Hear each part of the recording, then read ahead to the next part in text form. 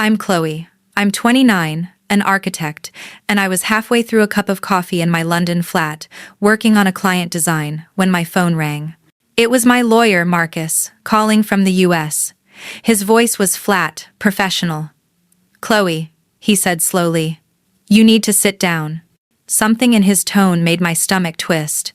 "Marcus, what is it?" "Your sister sold your grandmother's condo." For a moment, the world went silent. My pen hovered, then dropped, staining the blueprint. "My sister sold what?" I whispered. "That condo. That wasn't just property. It was the last piece of Grandma Eleanor I had left. The place where we drank tea, where she looked at my sketches and told me, 'Don't let life make you small.' And my sister, Sophia, just took it." "The sale transferred last week," Marcus continued, his voice pulling me back. "But the signature on the transfer document, it doesn't match the original will. Chloe, it looks altered. She didn't just steal a building, she stole a memory. But what Sophia didn't know is that Grandma's trust was a weapon she never saw coming. What do you do when your greatest enemy is your own blood?" For a long moment, I just sat there, motionless, my phone still pressed against my ear, while Marcus's voice carried across the Atlantic. "The sale went through last week," he said evenly.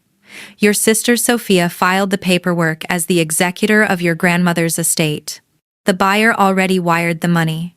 My hand tightened around the phone. "That can't be right," I managed. "Grandma's will clearly named me as the beneficiary. I even have the scanned copy you sent me." "That's why I'm calling," he replied, a note of warning in his tone. "Chloe, don't contact her. Don't contact anyone in your family yet. If she forged documents, we'll prove it, but I need to gather evidence before she realizes anyone is watching." "I understand," I said quietly, though the words tasted like ash. When the call ended, I rose from my desk and started pacing the narrow flat. Outside, London was waking up, traffic murmuring, a light drizzle coating the windows, but it all sounded a million miles away. Sophia, my perfect sister. She's 35, married to a banker, mother of 2 perfect children. She lives just 10 minutes from our parents in Tampa, Florida. She's the one who hosts Thanksgiving, the one who remembers every birthday. She loves being the family's moral compass. And me? I'm the dreamer. The one who had packed 2 suitcases and flown across an ocean to build a life, to chase a career in architecture that no one back home really understood. To them, I was the one who ran away. And now, my sister had sold the one thing that tied me home. I stopped at the window, staring at the rain. I could still picture Grandma Eleanor's condo, the soft, cream-colored walls, the scent of her lavender lotion that always hung in the air, the sound of the ceiling fan spinning lazily overhead. She used to sit on that balcony, the one overlooking the bay, and tell me stories about the years she'd spent traveling after Grandpa died. Her voice was thin, but her eyes were sharp. "Life's too short to live small, Chloe," she'd whisper, squeezing my hand. "Take risks, even if they scare you." That condo had been her sanctuary. And in her will, her final gift to me, the girl who'd actually followed her advice. Now, my sister had erased it, wiped it away like it meant nothing, like I meant nothing. The heat rose in my throat. This wasn't just about money, it was about erasure. Sophia hadn't just stolen a property, she'd tried to steal my place in Grandma's heart. I walked back to my desk, my movements stiff. I opened my email, scrolling back, until I found it. The digital copy of the will Marcus had sent me after the funeral. My name was there, bold and clear, to my granddaughter, Chloe, in recognition of her spirit. Grandma had trusted me to protect her legacy, and I had failed to even know it was gone. Growing up in our house, there were always 2 kinds of daughters. There was Sophia, the golden one, and there was me, the complicated one. Sophia never missed a curfew. She got straight A's, was captain of the cheerleading squad, and somehow managed to glide through life with a halo of parental approval. She did everything right, everything expected. I was the one who asked too many questions, the one who'd rather be in the garage building models than at a football game. The one who once painted a mural on my bedroom wall and got grounded for ruining the resale value. I can still hear Mom's voice, that familiar sigh of disappointment over dinner. Chloe, why can't you just be more like your sister? And Sophia. She wouldn't even look at me. She'd just smile. That polished, patient, perfect smile, as if she was forgiving me for my own existence. And I'd just silently promise myself that one day I would leave Tampa and build something so real, so concrete, that they couldn't ignore it. When I finally did, when I got that coveted internship at a top firm in London, the reaction was muted. Mom worried about the distance. Dad worried about the cost. Sophia just raised an eyebrow. Grandma Eleanor was the only one who celebrated. She pulled me onto her balcony, the one I could no longer visit, and gripped both my hands. Her fingers were frail, but her grip was like steel. Go, Chloe, she said, her eyes fierce. Don't you dare apologize for wanting more. She was the only one who understood, the only one who saw my ambition as a virtue, not a betrayal. Sophia never forgave me for leaving. I see that now. It wasn't just that I left Florida. It was that I'd chosen a different path, a life built on my own terms. I had rejected the cage she had so willingly built for herself. I remember her words to Mom, said on a speakerphone call I wasn't supposed to overhear. She'll be back within a year, just wait, once she realizes dreams don't pay rent. She was wrong. I worked brutal hours. I lived in a tiny flat. I proved her wrong. I built a career, a life, a me that was entirely separate from her, and she hated me for it. After Grandma's funeral, just 6 months ago, I was a wreck. I flew back, hollowed out by grief. Sophia, of course, was a pillar of strength. She handled everything, the service, the flowers, the caterers, and the finances. Don't you worry about a thing, Chloe, she'd said, patting my arm. I'll handle all the paperwork. You just go back to London and focus on your work. I was grateful. I was relieved. I thought she was being responsible, being the good older sister. I was such a fool. She wasn't being responsible. She was positioning herself. She was taking control, clearing the board, ensuring she was the sole authority over Grandma's legacy.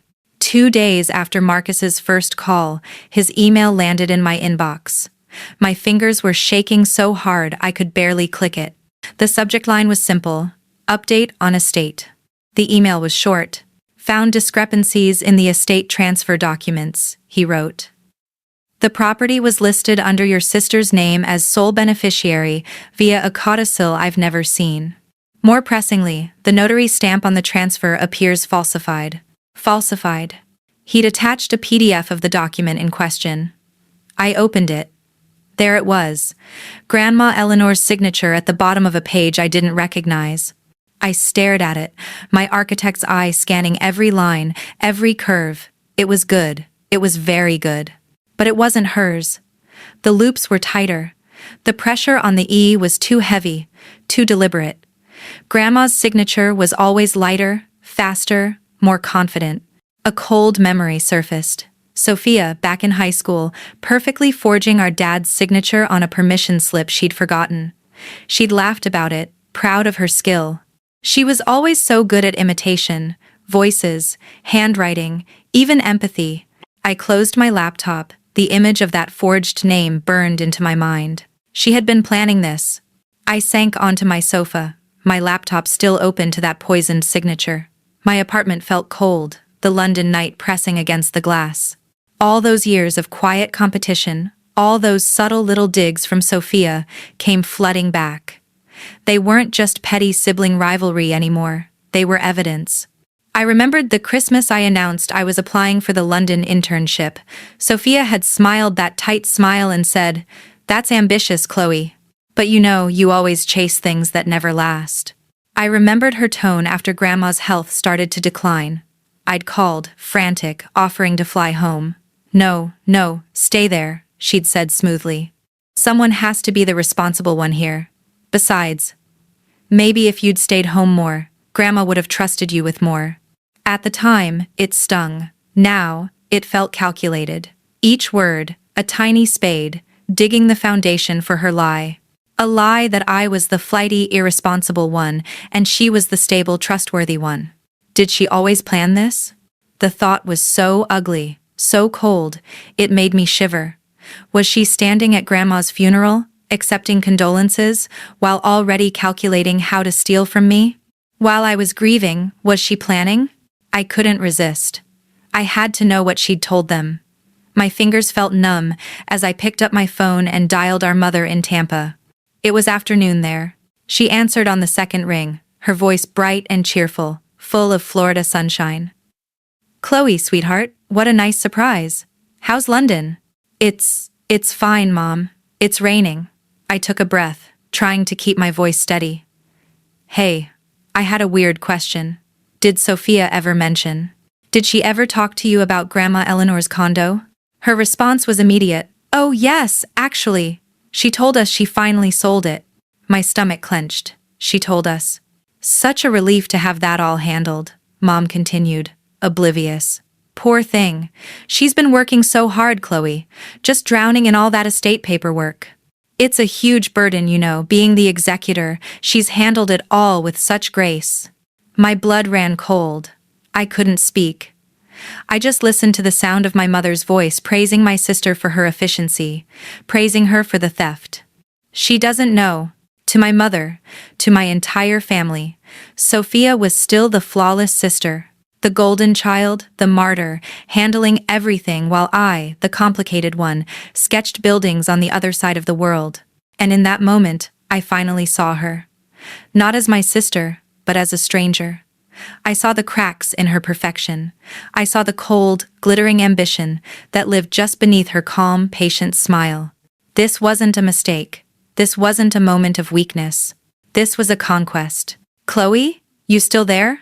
Mom asked, her cheerfulness fading into confusion. "Yeah, Mom. I'm here."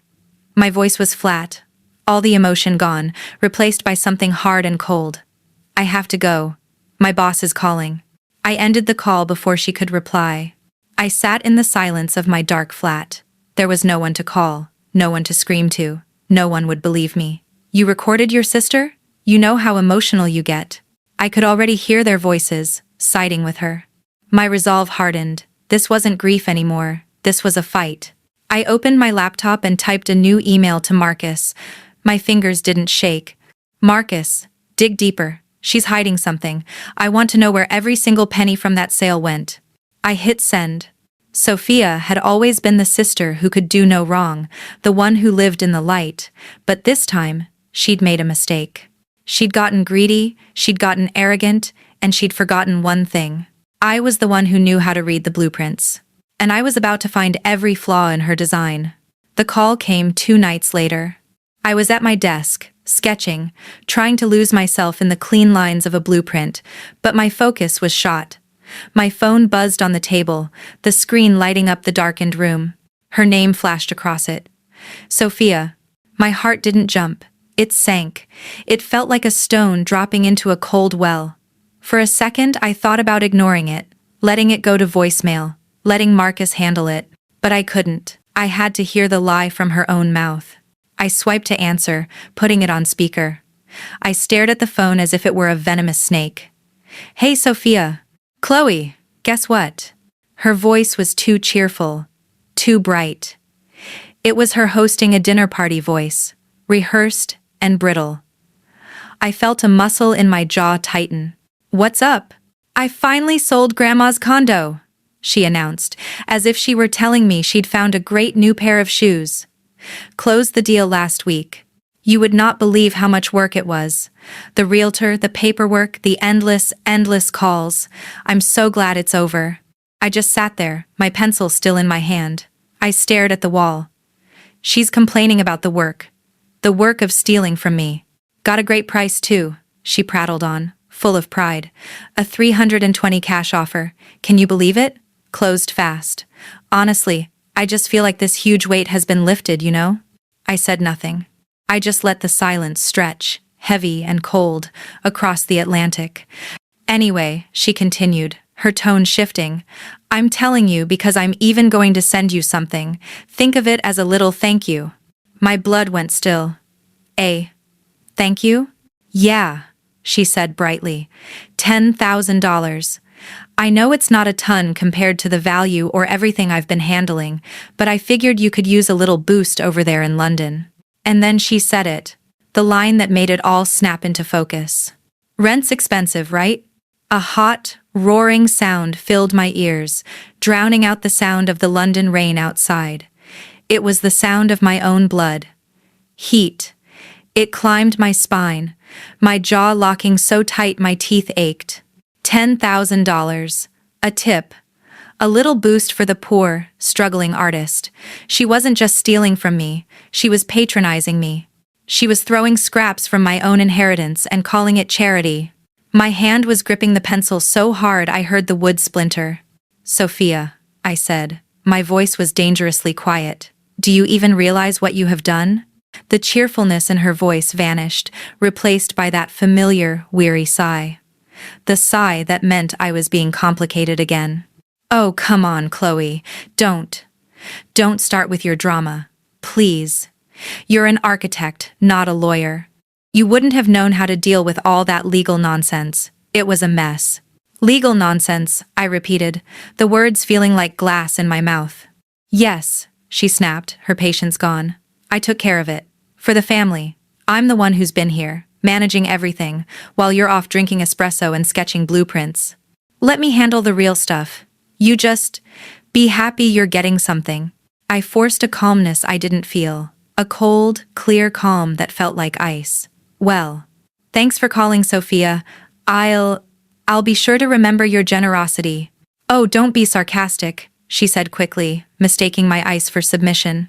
I'm doing you a favor. I'll transfer the money next week. Love you, sis. She hung up before I could respond. I sat in the silence. The city lights flickered. My hands were shaking, but not from shock anymore. From rage. She really believed it. She believed she'd won. She believed I was stupid. I picked up my phone. My movements were sharp, precise. I replayed the call, my thumb hovering over the screen. And I hit record. I sent the audio file to Marcus. The subject line was 2 words. I have her. The silence lasted 2 days. 2 days of me walking around my flat in a daze, checking my email, waiting for the other shoe to drop.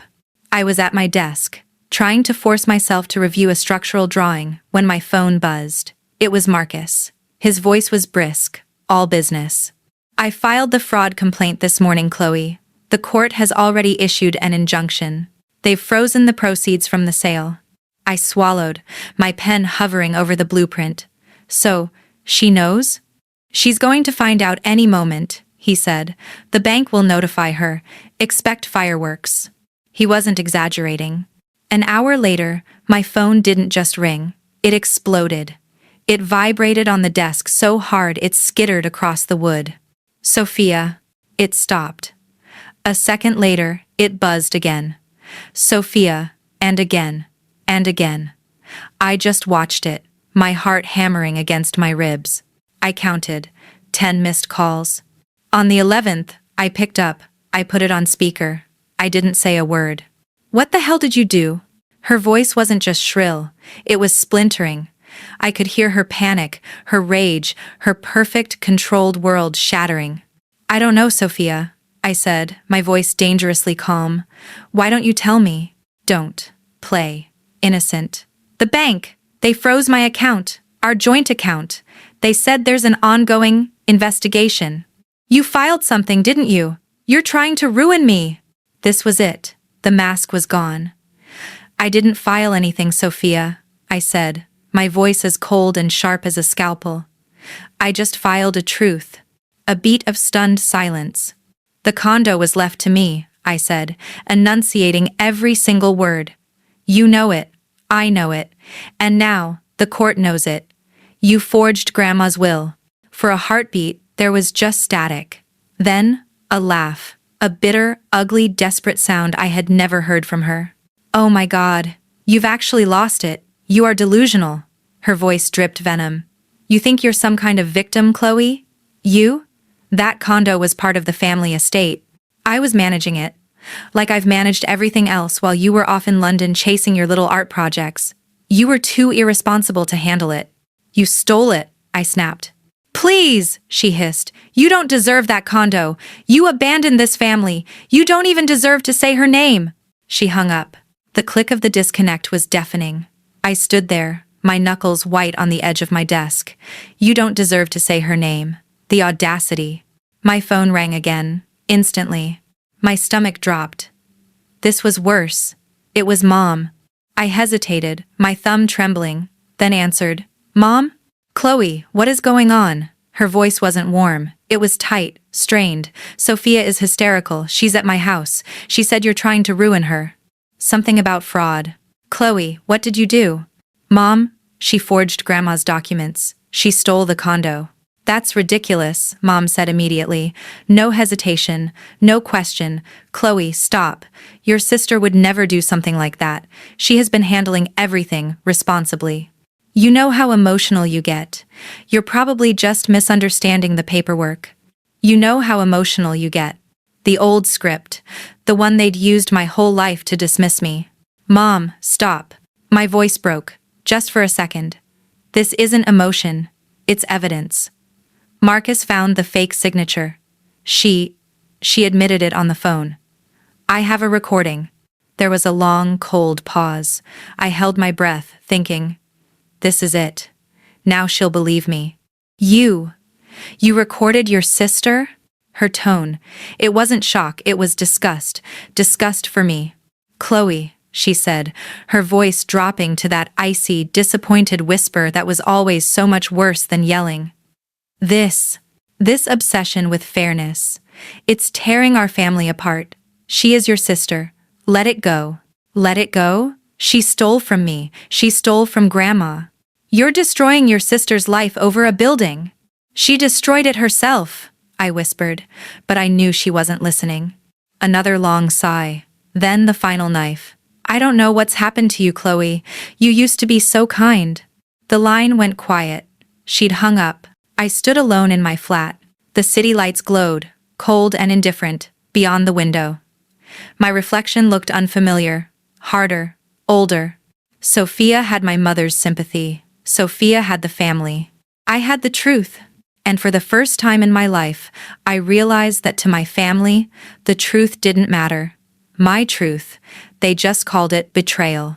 The next few days crawled by in a blur of rain and static. My flat felt like a bunker. I was cut off. No calls from Mom, no texts from anyone but Marcus. The silence from my family was deafening, a thick, heavy blanket of shared condemnation. Then, one rainy evening, as I was staring blankly at a zoning code, an email popped up. The sender, David, Sophia's husband. The subject, we need to talk. My heart dropped. David and I were never close. He was polite, quiet. A banker who always seemed more interested in his watch than in the conversation. Before I could even formulate a reply, my phone buzzed. He was calling. My hand trembled as I answered. David? Chloe. His voice was a whisper. He was hiding. God, Chloe, I hope I'm not crossing a line by calling you. What's going on? I said, my own voice dropping to a whisper. I heard him take a shaky breath. I think you deserve to know the truth. I didn't know at first, I swear. Sophia told me she had to finalize some estate matters and that you were too busy in London to care. I waited, my knuckles white on the phone. After everything blew up, he rushed on. After the bank froze our accounts, I started asking questions. I confronted her last night. There was a long, terrible pause. She forged it, Chloe. I closed my eyes. The validation was so awful it felt like a punch. She broke down, he whispered. She admitted everything. She said it wasn't fair that you got the condo when she was the one who did all the work for Mom and Dad.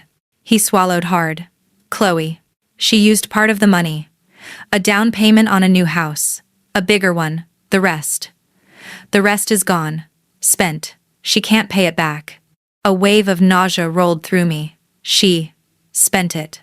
You're not crazy, Chloe, he said, his voice cracking. You're right.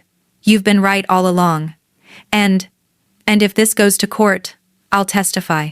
The line went quiet. He had just handed me the one thing I didn't have, a witness. an ally from inside the enemy camp. "Thank you, David," I whispered. "I know what that cost you." I can't live like this," he murmured, and hung up. 3 days later, Marcus called. The tension was back, but this time it was different. "Her lawyer reached out," he said, his voice neutral. "They want to settle." "Settle," I repeated. The word felt cheap. "They're offering $150,000 if you withdraw the fraud complaint and let the sale stand." I stared at my reflection in the dark window. $150,000. It was a lot of money. It was enough to be a temptation. It was also less than half of what the condo was worth. It was the price of my silence. "Chloe?" Marcus asked. I didn't answer. I was scrolling through old text messages, back to the last ones I ever got from Grandma Eleanor. My thumb stopped, one from 2 years ago. I'd sent her a picture of my first finished design. Her reply: "It's beautiful.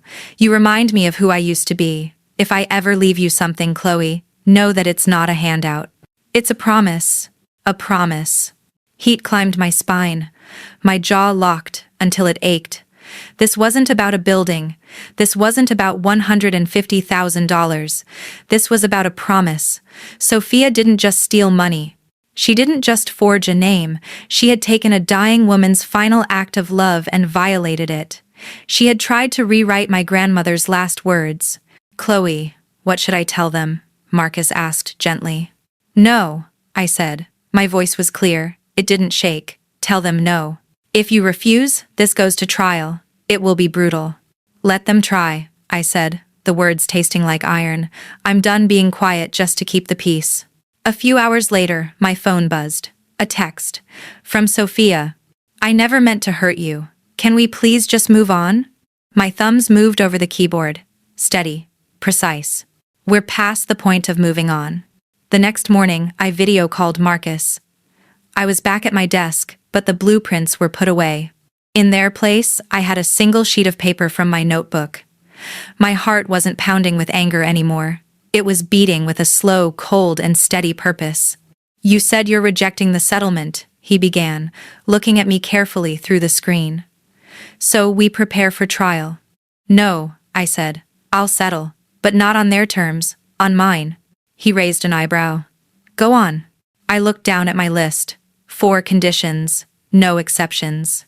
They accept all of them, or I'll see my sister in court, with David as my star witness. Marcus leaned forward, pen in hand. "First," I said, "Sophia writes a formal apology, signed, dated, and notarized. And I don't want any vague language about misunderstandings. It has to state the truth, that she forged Grandma Eleanor's documents and deceived everyone." "Harsh," he nodded. "I like it." Second, she reimburses the buyers, the innocent people she dragged into this. Every penny of their loss. Their moving costs, their deposits, any temporary housing. Every cent comes from her, not from the frozen estate account. He scribbled a note. Third, she sends a letter to our parents, a full confession, explaining exactly what she did and why she did it. She doesn't get to keep hiding behind her halo. She doesn't get to keep their sympathy. And the fourth? I took a deep breath. Fourth, she agrees in writing, binding and permanent, never to contest Grandma's will or any future inheritance matters ever again. She's done. She's cut off from Grandma's legacy for good. Marcus let out a long, slow breath. "Chloe, that's not just a settlement. That's a surrender." "Exactly," I said. "Send it to them." I didn't have to wait long. The call from Marcus came just hours later. I could almost hear the smile in his voice. She agreed. She agreed to all of it. My breath caught. What? Her lawyer said, and I quote, "She just wants this nightmare to end." I almost laughed. A nightmare she created. Thank you, Marcus, for everything. The next afternoon, the email I'd been waiting for arrived. The subject line was simple: Settlement Documents, S. Pierce. My hands were steady as I opened the PDF. And there it was. Sophia's neat, controlled, perfect handwriting, the same script that had tried to steal my future. But this time, it was confessing her past. I, Sophia Pierce, Acknowledge that I knowingly and intentionally falsified legal documents related to the estate of Eleanor Monroe. I misrepresented ownership of her condominium, deceived my sister, Chloe, and caused emotional and financial harm to multiple parties. I take full responsibility for my actions and will fulfill all terms of this settlement in good faith. I read it once, then a second time, then a third. For months, she had made me feel like the crazy one, the emotional one, the selfish one, the black sheep who had torn the family apart. Now, in her own words, she'd confessed. I forwarded the document to Marcus with a single line, "Justice served." But as I closed my laptop, the victory didn't feel sweet. It wasn't a spike of joy. It was a heavy, profound, and aching relief. It was the feeling of a weight, one I'd been carrying since childhood, finally being lifted. Justice doesn't erase the betrayal. It just proves you were right all along. 2 weeks later, Marcus confirmed everything was finalized. The funds from the frozen account had been released. The buyers were reimbursed. And the condo's title was officially, and solely, back in my name. "What are you going to do with it?" he asked. I didn't even hesitate. "Sell it. Grandma didn't give it to me so I could cling to the past. She gave it to me so I could build my future." The sale closed faster than I expected. The moment the payment hit my account, I stared at the number on the screen, $350,000. But it wasn't the money that made me catch my breath. It was what it represented. It was Grandma's belief in me. Her quiet, final way of saying, "Go. Live boldly." A month later, I walked into my agency, gave my 2 weeks' notice, and leased a small studio space overlooking the Thames. I cashed in a part of my inheritance, my real inheritance. I opened my own firm, Eleanor Creative, named for her. It started small, 1 room, 1 desk, 1 client who took a chance on me. But every morning when I unlocked that door, I felt like she was there with me, smiling that proud little smile she used to give me whenever I showed her a new sketch. Through the grapevine, I heard what happened back in Florida. Sophia and David separated. He had kept his word, he had stood by the truth, and their marriage, built on her perfect image, couldn't survive it. She'd had to sell the new house at a loss to pay back the buyers. She moved into a small apartment, back near our parents. Her reputation, the flawless, golden one she had spent her life cultivating, was gone. I didn't feel joy, I just felt quiet. Then one afternoon, a package arrived from Tampa. The handwriting on the box was familiar. Mom's. Inside, there was no long letter, just a small velvet pouch and a single folded note. "This was your grandmother's. She always said it was for her bold girl. She would want you to have it." My hands trembled as I opened the pouch. It was her watch. Her classic, elegant silver watch, the one she wore every single day, polished smooth with time. I turned it over, and for the first time, I saw the engraving on the back. "The world is waiting." I clasped it on my wrist, feeling the faint, cool hum of its ticking against my skin. And I cried. I cried for my grandmother. I cried for the sister I'd lost, and the one I'd never really had. A few months later, my phone rang. It was Mom. Her voice was softer than I'd heard it in years, almost fragile. Your studio website is beautiful, Chloe." "Thank you, Mom." There was a long pause, filled with everything we'd never said. "Your grandmother," she said finally, her voice thick. "She would be so proud of you." Another pause. "And so am I." It wasn't an apology, not exactly, but it was a start. This morning, I stood by my own studio window, overlooking the river. The city was waking up, the hum of traffic, the chatter of people chasing their own dreams. I touched the silver watch on my wrist. "The world is waiting." "I made it, Grandma," I whispered. Because in the end, Sophia hadn't understood.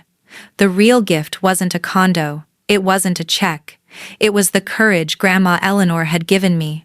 The courage to stand up for myself, to build my own life, and to fight for what was right, even when it meant standing completely and utterly alone.